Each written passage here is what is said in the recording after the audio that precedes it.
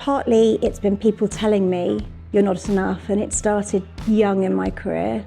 As I went through my career, it then progressed from not enough into too much quite quickly. The sort of shift from being more assertive, have more gravitas, to you're too much, you're too assertive, you're too aggressive. And I think that shifts as a woman, particularly as you go through your career. I think when you're younger, people want you to be more. I believe when you're older, they want that voice to be smaller. Hello and welcome back to the Courageous Leaders podcast, brought to you by the Change Creators, where we strengthen leadership teams, creating environments where people and profits can grow together. I'm your host, Joanna Howes, and on today's episode, I am very excited as we are joined by Kerry Collinge, the Managing Director of Uncensored CMO.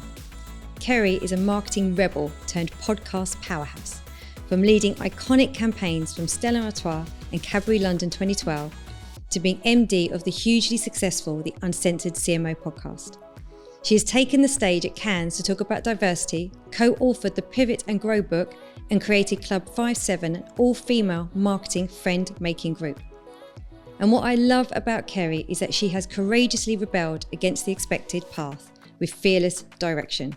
So let's get started. Kerry, welcome to the show. I can't tell you how excited I am to do this and that you've got your sequins on. We're ready to go.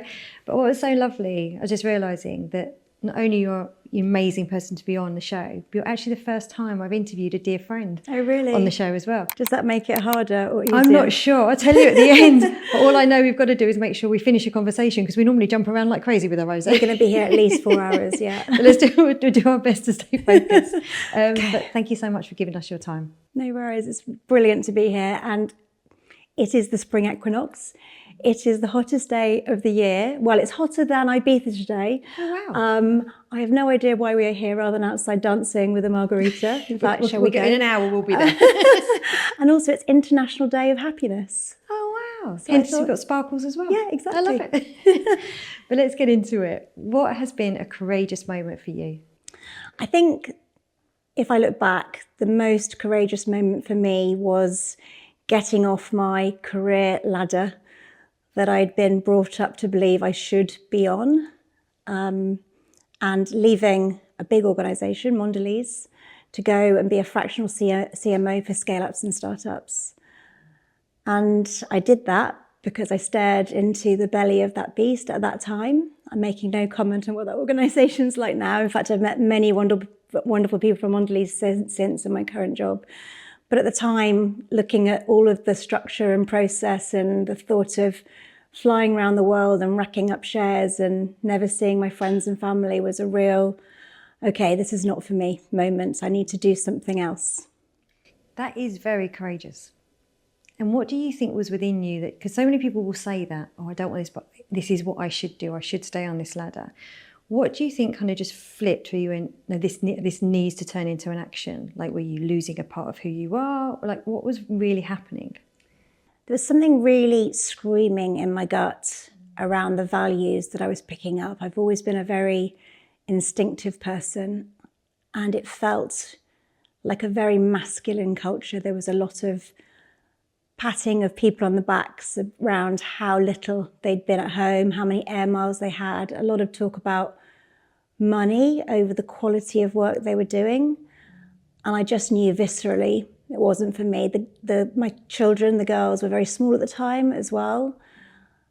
And I think as a mother, you are at that stage of life particularly juggling a new version, a new part of yourself with the girl you've been brought up to be, which for me was very, you must go to university, you must do well at A-levels, we'll chat about this probably, and you have to do well, and you have to have a career you have to have a decent career in a decent company. Yeah. But it just screamed at me no at that moment. It was just like, this isn't for me. And I think I knew I wasn't going to fit in. I think I knew I wouldn't be successful being part of a corporate body. I'm not very political. Okay. I'm rubbish at politics. I'm rubbish at process. I just knew in my gut it wasn't for me.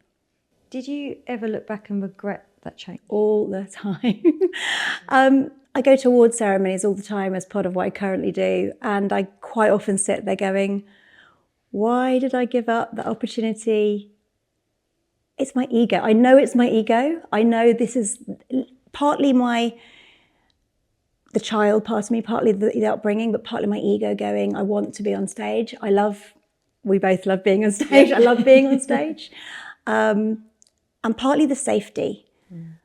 I think one of the things I have found most difficult over the past 10 years has been relinquishing safety at work for what our great friend Helen Tuffer would talk about, squiggling, for literally going, I need to move towards something that lights me up. And for me, that's always been new challenges, people that I adore, people that I trust, solving problems together in a small, unstructured environment versus a big behemoth where I'm afraid to use my voice because I know my voice doesn't fit a lot of the time. And that's really hard to hear. Even as a friend, to hear that is like to go that my voice can't fit or it's not welcomed. How much has that played in you feeling misunderstood? Gosh, there's so many levels to this. It's okay. There's the feeling of not being good enough, which when I hear myself speaking, doesn't sound enough to me, despite millions of other people, millions is exaggeration, a lot of other people saying, wow, you're great, you're great on stage. There's this constant voice of not enough. And I know there's a disconnect between the voice I hear and the voice other people hear. So maybe some of my feeling of not fitting or my voice not fitting comes from within me, my own demons. And I've been told a lot of times, when I was younger in business, I was told you don't have enough gravitas. I was told to wear my hair back, put glasses on, just show up in a different, more serious way. It was still a time when you had to wear suits and heels to work, which seems bonkers now. So yeah, partly it's been people telling me you're not enough, and it started young in my career. And as I went through my career, it then progressed from not enough into too much quite quickly, into the sort of shift from be more assertive, have more gravitas, lean into your natural drive for results and accountability, to you're too much, you're too assertive, you're too aggressive. And I think that shifts as a woman, particularly as you go through your career. I think when you're younger, people want you to be more. And I believe when you're older, they want that voice to be smaller. Why do you think they want it to be smaller? For me, it's about a diversity we don't talk about a lot. The way my head works, and I've never had any tests or anything like that, but I quite often notice that I think in a countercultural way. And I love to work in teams where it's okay to say, you have that view, I have that view, that's different, that's great, because in the intersection, something beautiful and creative will come. At both a societal level and at a corporate level, there seems, and a post-pandemic level, I think, that comes in here as well, there is less willingness to have different voices, I believe, or in my experience. I remember when procurement started, when I was back at Whitbread, and it was like, oh gosh, there's these boxes for agencies to fill in and we have to somehow measure creativity. And what happened client side was the HR boxes came in. There were certain ways and frameworks of measuring capability and leadership capability and marketing capability. And there's something that has done in my 25 years, I think, to creativity and the individual, or the right to be individual. Because you're being measured too much against a certain type or a certain expectation. Yeah, and because you can game it. And I think if you see your job, I think there's a generational shift here. If you see your job as your hobby in life, I think I've often felt my job is my hobby. I want to come to work and love what I do. I want to work with people I love with. If you start to see it as boxes and structures that you can game in a certain way, that's when the politics come in. Yeah. And as I've said, I am rubbish at politics, and I rally against, and always have since a child, I rally against boxes and conformity and any notion of people can be fixed with a certain framework. Not saying that some frameworks aren't helpful and you need to have a common language of the organisation, and I think there are ways of understanding people that frameworks can help with. But any organisation that is seeking to dumb down, beige out the way that people think is not a place for me. And statistically, it's been proven they're not the most successful organisations. And I just want to work with great people and do great work. That's all I care about. I don't really care about money or status or success, despite me wanting to be on the big stage and have the award. I just want to do great work with great people and enjoy what I do, because I genuinely I don't really have a lot going on outside of work. I just want to enjoy what I do. It's where it works so often, so much of our life. I mean, you probably know the stats better than I do, but you so much your waking life is at work. So unless you can look at yourself and I'm doing great work with great people, what are we doing here? If you're enjoying this episode and finding it insightful, I want to take a moment and remind you, if you haven't already, to hit that like button and subscribe to the channel. It's a small action, but it makes a big difference. Not only will you be the first to know when an episode drops, but it really helps us to continue to create this content for leaders like you. And I'd love to hear from you. So if you've got thoughts, questions, or ideas, feel free to drop them in the comments. Also, if you want to explore how my leadership training and coaching can support you and your team, then drop me a DM and we can have a call. Thanks so much. Now let's get back to the episode. It's actually like listening to you talk, it's making me sort of reflect on what am I noticing in organisations. And you used a word earlier, safety. And I think coming out of the pandemic, we were going to go one or two ways, either really innovative and brave and courageous, and I'm not saying some people haven't, but I've actually seen a lot of people just become safe. And it's actually, if we can put people in slightly boxes, or we think we've ticked the boxes of what we're being told to do, it's safe. If we can have everyone just sort of thinking the same way, we can actually move faster, because then we can agree quicker and we can make decisions faster. But actually the outcome of those decisions, are they really going to give you the impact you want versus being able to storm and debate? And, my most popular training that I get asked for is have difficult conversations. Because the fear of saying the wrong thing or being too much or upsetting somebody is like, it's so interesting how this safe culture has stopped us being able to speak up. Totally. And the impact on work. So you and I were at a brilliant Marketing Society breakfast the other day, and we were talking about risk and responsibility and what's getting in the way, and it's fear. And ultimately, unless you have psychological safety to be yourself and to speak up and to be wrong and to fail, you're never going to get to the edge of work, which is where the brilliance is. Yeah. So the more we put things into these safe boxes, I strongly believe the less enjoyable, the less creative the marketing and advertising world is going to be. And also how you say it's happiness day to day is how happy an individual can be. So I've just done some recent training on systemic constellations, and so much of that is looking at the whole. And I think what companies have done well in is understanding parts of human beings. So they'll do some training or some awareness, like, okay, we understand that part of you and we like that part. Oh, don't quite get that part, not sure here. But I think the more we can go, let's actually embrace the whole and understand the whole. Also, it's making me think that even if you don't understand a part of somebody, if there's some neurodivergence or a different background or something you don't understand, just be curious. You don't have to have all the answers, but just be curious to allow that part of that person to be and see the whole, then what that person could be allowed to do. But I think sometimes we see a part that's not within us and we don't feel safe or comfortable because it's not a part we can have a relationship with, so we don't get it. We seem to move away from people. Where there's more towards them. Is that something you found, that maybe people didn't see you as a whole and then couldn't really understand, and that's maybe where some of the misunderstanding came from? Yeah, totally. The pandemic has a lot to do with this, losing the water cooler moment, losing that moment where you see the whole person, their pressures inside and out of work, understanding that whilst they might be a little bit different, kooky, there's actually a charm in that, actually, you know, in the intersection of difference, great things can come.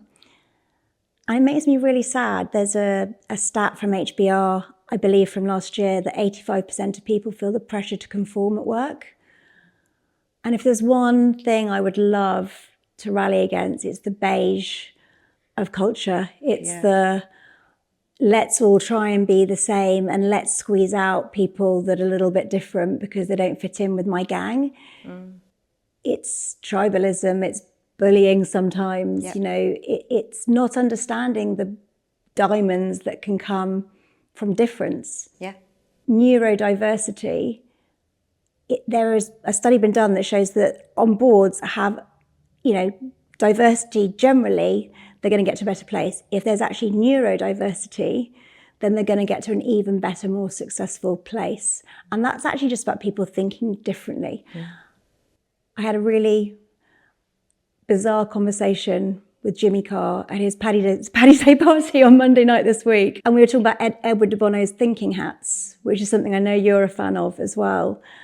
And agencies and organisations that we grew up in, I'm obviously older than you, but you know, a little bit. There's there used to be a real value in we all think differently, to the point where really great facilitation I've been in said, okay, you're going to just try on a different hat to help you understand how to think differently. And the value that brings in understanding different perspectives and the greater whole versus the parts you just talked about. Some of the greatest creative work or some of the greatest periods in my life have come from being in environments where difference is celebrated, not smacked down. And if I bring it back to, it made me think of our friendship, you know, we have got very values aligned, but we are very different. So different. Like, I look at you and go, I don't know how you go out on the weeknight. I'm like, how do you do that? How do you, like, you're like this social butterfly and connect. And I just sit there going, can I just sit and hide and have a cup of tea? But I look at here and I look at all your kind of like organised forms of what's happening at what time. And I'm like, like literally I couldn't do that at all. But what I love is that difference. It's like, I think probably the old me would maybe have moved away from you a bit. I'm like, well, it's too different. I don't know how to connect, or maybe we're too different. We can't be friends. But I think where the curious side of me goes, do you know what, I'm going to lean into this. And that's where I've learnt so much by embracing your differences. And sometimes the tension can rub because I'm like, oh no, I don't agree with Kerry, but why is she thinking like that? That's really interesting. Let me think. And it puts a massive mirror up to me because you help me see the bits that my brain doesn't see. So it's so true when we can, I think it's when you can navigate the tension and the rub of the difference and not be offended by it or taken back by it. You actually go, there's something rich and interesting in this. Let's dive into it. So much can happen. Getting curious around why you're having a visceral difference reaction to somebody, and then leaning into that is what I've learned the most about myself, about the business, about where we're going to go next. Curiosity around people being curious in my head and leaning into those different friendships is so rewarding. I mean, how boring is it? Just hang out with people like yourself the whole time. I don't give you that. I help you be organised. You help me get out of the house. It's brilliant. You get out of the house a lot. You do really well. Just follow you around. Moving on, so just in the same sort of sentence, because, you know, thinking about generations at work and embracing different people, I also know you're very passionate about how hard work has changed and the view on hard work. And there's a sentence you said, you know, like hard work has become a dirty word. And that really caught my attention. Can you just tell us a bit more about what you mean by that? My dad's parents worked in a cotton mill. And therefore he was brought up, and therefore I was brought up to believe that in work, you have to just work as hard as you can. That's how you do your best in life, working hard, putting the bread on the table, literally, I think, for my grandparents, you know, from the north of England. And you're brought up with that value set. What I notice, and I try to be curious about this is another great conversation, actually. If I'm being honest, there's a part of me that really doesn't understand what I observe sometimes is laziness. I don't trust people that are lazy. And I think there's a stat that goes that 67%, that's nearly 70%, which is a lot, of Generation Z believe that well-being is more important than performance.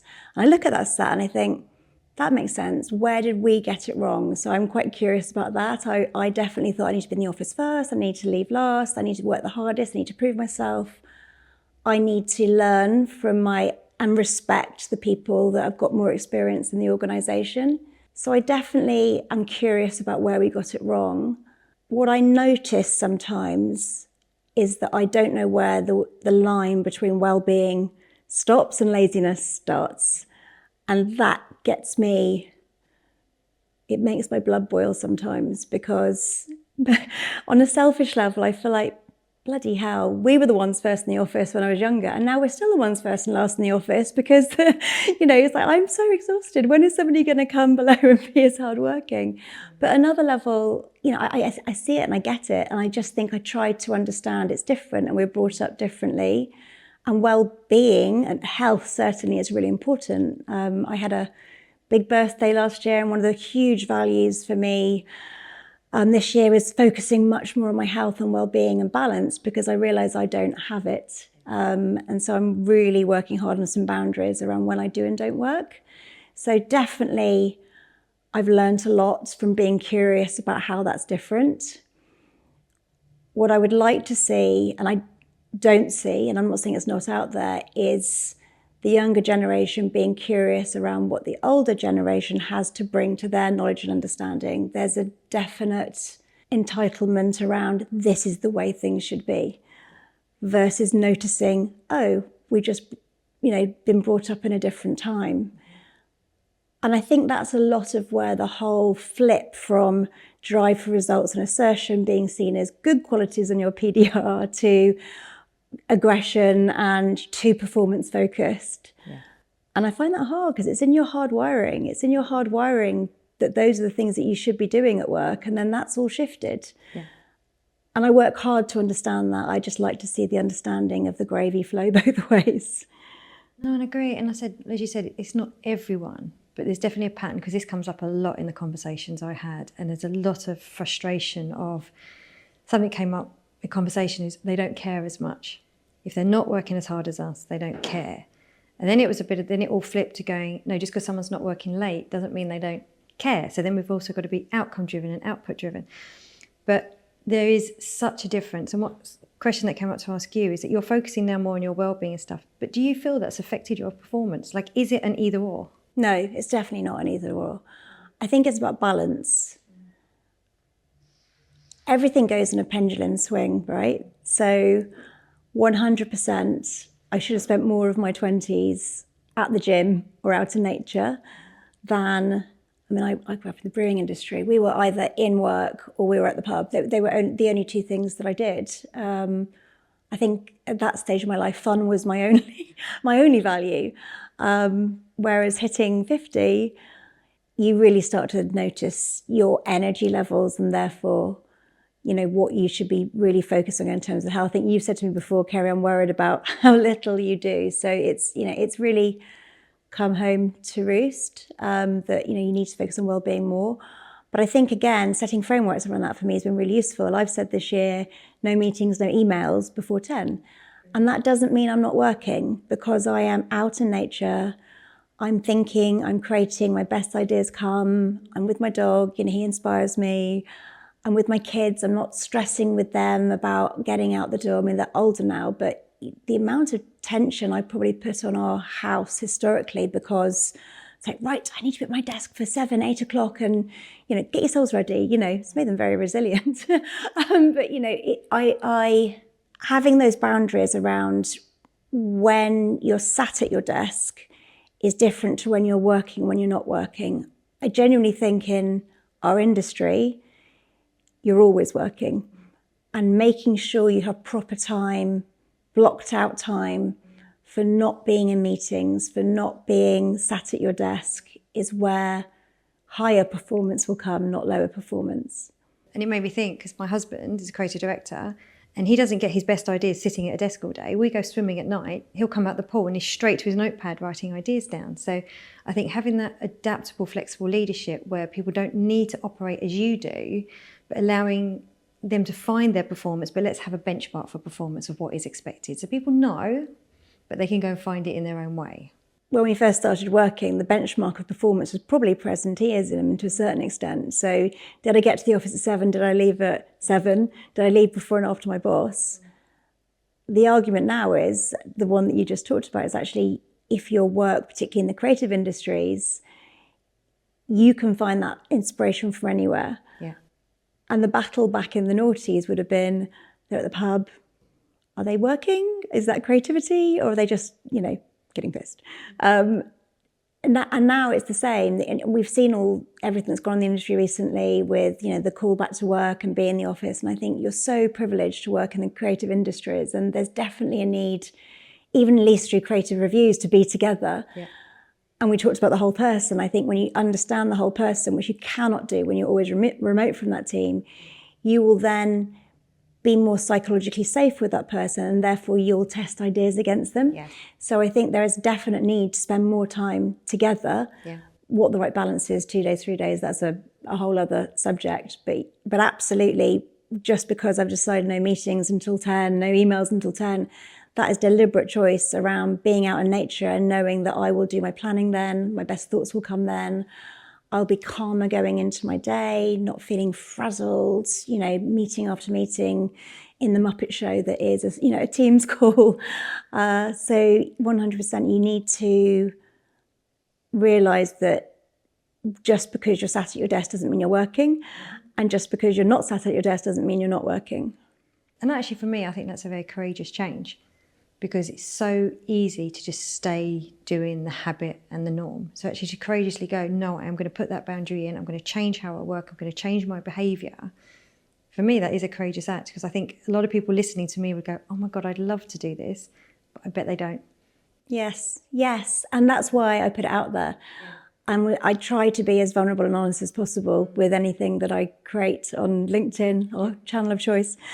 I think a lot of, I'm going to say bosses rather than leaders, because I think true leaders will be very comfortable with that decision if they trust you. So you have to build trust first. And I've worked with John, I've worked with him for nearly 5 years now. And so there's a lot of trust there that he will know that I'm going to get the work done. And I'm not, being lazy, basically taking the mickey. The really courageous leaders would give that trust and believe and judge people on outputs, as you say, rather than actually going, they're sat at their desk, I can see they've logged onto Teams, therefore it's okay. Yeah. I once worked for a company, I won't name any names, it was just before lockdown actually, and it was the first company I worked at in years where they said you've got to be in the office 5 days a week. It just blew me away. And I'd gone through various, phases of fractional CMO and working for 4 days, working for 3 days. People had the choice to work Fridays from home. And when I joined the organisation, I realised it gave the CEO, who was a micromanager, safety for him around people who physically sat there. But when I observed what was going on, nothing was going on. Yeah. They were just there. And they were literally there from 9 to 5, and then they went, but there was no output. And I found that so frustrating. It's just like, what you're saying, that it's just fine if we just sit here. Yeah, no, that's not for me either. Just a quick pause to ask for your help. We received wonderful messages on how the podcast is supporting you as leaders and helping to normalise the challenges you face. To help us reach and support more leaders, we'd love your help. If you haven't already, please can you follow or subscribe on the platforms you watch or listen to us on, as it makes a huge difference. Thank you so much. And now let's get back to the episode. So when have you taken a job and you look back and go, I really shouldn't have done that? Oh my goodness. 2 particular occasions. Each time through the interview process, the CEO that was going to be my boss, there were 2 board level positions. Every time I came out, I almost felt like I'd been abused in some way. That's probably a strong word. I felt aggressed. I felt ick. My teeth were on edge, but I really needed the money. I was a single mum putting a roof over. This is where, as a mother, you start to understand a lot about what a father, and I'm talking about traditional gender roles here, so, but I'm saying in the main, you have that weird point in some people's lives where you're both career people and you're both climbing up the ladder, doing kind of the same thing, having the same kind of fun, and then suddenly for the mother, and this is my story, it stopped and I lost my identity and I lost my sense of self. I've realised since I had to take jobs on that I really knew in my gut I shouldn't take to put a roof over my kid's head, what the father must feel like when it's like, shit, it's all on me. Like this, everything is all on me again. There's no equal partnership, you know. So yeah, twice I took jobs in quick succession. I've been effectively fired 3 times. And each time I took the decision for the money. And each time I knew I did not like my boss at all. And I talked to myself and I said, it'll be fine. There's other people there I like. We'll work around it. He'll get to love me. You know, we'll find a way together.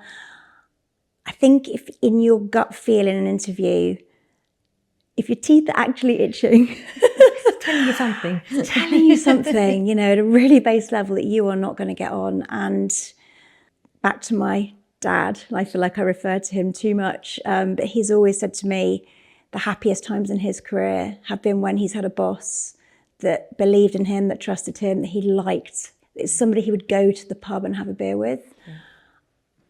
And I've mentored a few people, and that's the number one bit of advice is if your teeth are itching, say no, run as fast as you can. Run as fast as you can. And generally, the beer test, would I go for a beer with this person? And so after those 3 jobs that I lost, my number one criteria was finding a boss I trust. I didn't care if it was board level anymore. Yeah. I dropped all the ego around being the most senior marketeer. I accepted that I'm not great at politics. I was like, I just want a boss that I trust and believe in. And luckily, he turned up. He turned up, yeah. Can I ask you just briefly to know, you know, because anyone sitting here, being fired, being made redundant is tough. What did that do to you as a person? And looking back, how has that shaped who you are today? The first time it happened, in fact, every time it happened, I broke down in tears. The first time I remember I was standing at Euston Station and my boss, that boss I liked very much, it was a board level decision. They'd got rid of all the board because the investors stopped investing as private equity. But I literally collapsed on the floor in Euston Station. And the second time it happened, there were a lot of tears. What it taught me, and what life in generally has taught me, you know, hitting 50, is that you'll always be okay. As long as you keep swimming, as long as you keep reaching out, as long as you keep connecting. I now look at those things that happen as it's actually whatever you believe in, God, the universe, whatever, telling you this isn't for you and there's something better coming, and just believe there's something better coming. So even though at the time I felt broken, I'm properly broken. Yeah. And I do need to give, I'm not sure I've told you the story, but I do need to give thanks here to Helen Tupper and Sarah Ellis, because when it happened, I used to take myself out every morning, listen to their podcasts, get on the grass in the garden, do their worksheets. I kept swimming, I kept connecting, and it just saved me. And I don't think I've told you this. I had a real fangirl moment when I first bumped into Helen in Cannes, and I just said, "Oh my goodness, are you Helen Tupper?" She goes, "Yes, why? Who's this crazy voice coming through?" I was like, "Can I just give you a hug and thank you?" And genuinely, I think that she saved my life. They together, and Helen's the one that's out. She's more than me. Sarah's more than you. But yeah, they generally saved my life. But there are tools and resources out there. There are people. If you keep believing in yourself and you keep trusting and you keep connecting, the right thing will come up, and you'll look back always and go, "Thank fuck," you know. It's you feel broken, but you put yourself back together, and that thing you put back together is stronger. Yep. We talked about the kintsugi, I think. I can never say it properly. It's the Japanese vase broken concept, vase thing.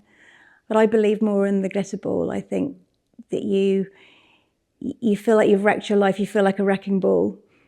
But actually, if you realise you are actually a glitter ball, the more broken, the more put back together you are, the more facets you've got, and the more you can shine out into the world. Yeah. Thank you for sharing that. Because I think there's a lot of people at the moment who have been broken. I think there's quite a lot of lost people who don't know where to go next. And the thing that I'm massively credit and respect you for is you do the work. I love the fact that, I've been on so many trainings and courses, but sometimes I don't do every worksheet. I don't do everything, and I skip a few things. I know, it's a shock. I know. This is brand new information. I feel like I'm like sharing everything. No, but sometimes I do shortcuts. I thought you did it all. No, I'm not perfectionist. It was me that's a skimmer. Okay. But what I love is that because a few things you've done, when you go, right, I need help here, and you go all in, and you really commit. And I think that's been testament to where you are today, is because you will keep putting that foot in front of the other, but you'll do the work to keep doing that. You don't wait for someone to rescue you. You don't wait or something will show up. You go. And just to acknowledge that you do that, and I think it's incredible. Yeah, I mean, we're all experiments, right? Life is a journey. They used to call it therapy. They now call it, then they call it coaching, then they called it... I think it's still therapy, isn't it? Oh, is it therapy? Oh, I don't know. It depends what you do. I was going to say, it's a new thing I haven't heard of. No, what is it? It felt like it was therapy and then coaching and then... what is it? It feels like there's a next evolution of this. I don't know. It will come back to me in a moment. Go on, woman of a certain age.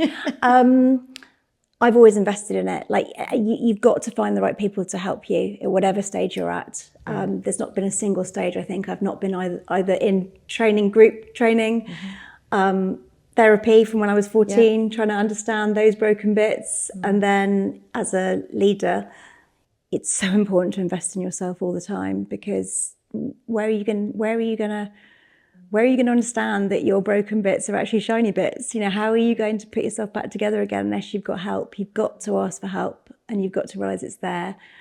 And through asking for help, I've met the best friends and people. It's so... Because people do want to help. That's what's the wonderful thing, amazing. Is people do. I know. That's the genuine thing, I think. When you are broken, you will be amazed, just looking through your phone, at how many people are in there that would take a call from you. Some of my greatest friends in the industry, my Club 57 founders, we've known each other for 20 years. Yeah. And we put a lot of energy now into helping other people know that there's other people to support them. That Club 57 is just a friend-making group. It's got no content agenda around it, and certainly no commercial agenda around it. We just want to bring people together. And that's ultimately both my superpower and my passion and vision in life. If I could leave this marketing and advertising world going, put some great people together, then I would be a happy girl. Isn't that lovely? And you are natural at it. And do you know what's so nice is sitting here going, we can talk about being okay to talk about our broken parts, but it's also absolutely okay to talk about your superpowers. And that is one of your superpowers. And I love the fact, it's taken me a long time, that I know one of my superpowers is to create a safe space for people to talk. And you go, oh, isn't that nice? Because I think sometimes we can focus so much on what we can't do. But I think it's so important that we can sit here confidently and say, no, that is something that I'm strong at. And I'd love more people to feel okay saying that. On that note, I'd love to know, you've been through so much. And I know we've really probably actually touched the surface of all your stories. Being your friend, you're an incredibly strong woman. And I love the way you go out, you've helped me and how you connect and help other people. I'd love to know, looking back at young Kerry, what advice would you give to young Kerry? It's going to be okay. Oh. You're going to be okay. You're safe. Someone's got you. And everything you go through, you'll get stronger. You'll become more sparkly, beautiful, shiny, whatever you want to say. And you will meet some incredible people along a very bendy, squiggly, off the beaten path, non-laddery kind of way. And actually, it's the journey, not the destination, that counts. Beautifully said. Thank you. And is there anything we've missed or anything else you'd like to reinforce and share before we close? Just that if anybody feels broken, to reach out, to know that there are a million people out there that genuinely want to help you. You keep swimming, you keep going, and know that you're going to come out the other end, you'll be okay. Yeah. And you can be that glitter ball. Yes. Hence the sequins, sparkling beautifully. Kerry, thank you so much for your time. It's been an absolute joy. And we are now off for margaritas. Excellent. Can we dance as well? We definitely have a dance. And thank you to everyone who's watching or if you're listening, and we will see you next week. Take care. If you've been loving our Courageous Leaders podcast, please can I ask you to subscribe to our YouTube channel. Your support helps keep the quality content coming and reach listeners like you that we can then really, really help. We fund this podcast ourselves, so to have your support means that we can keep delivering week on week. Thank you.